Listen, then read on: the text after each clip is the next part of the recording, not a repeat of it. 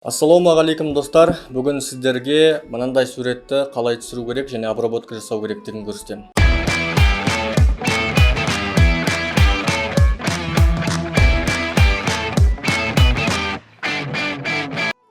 Ол үшін бізге бір источник свет, түсіретін орын және түсіретін зат керек. Өздеріңіз көріп отырғандай мен светті заттың үстінен қойдым, себебі бұл зат отражение бергендіктен төбесінен түскен свет бұның әрбір контурын рисовать етеді. Суретімізді түсіріп болғаннан кейін соткамызға жүктеп Adobe Lightroom Mobile программасына кіреміз.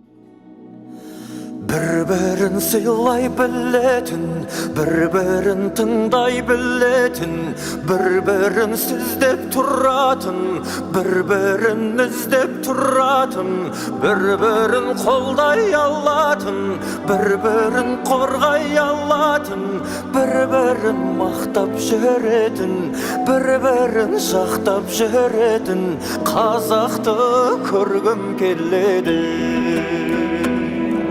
Жақсылық үшін жарысқан, жамандық пенен алысқан, кең байтақ мына далада тұлпарын мініп шабысқан қазақты көргім келеді.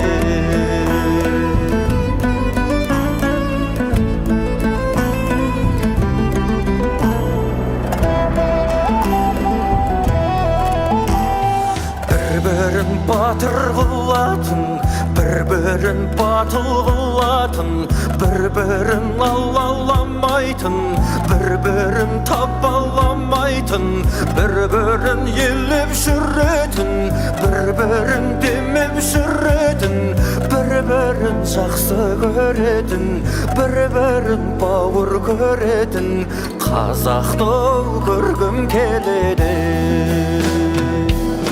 Жақсылық үшін жарысқан, жамандық пенен алысқан, кең байтақ мына далада тұлпарын мініп шабысқан. Сонымен бүгін сіздерге мен қысқаша қалай түсірілу керектігін көрсеттім. Үй жағдайында міндетті түрде қайталап көріңіздер.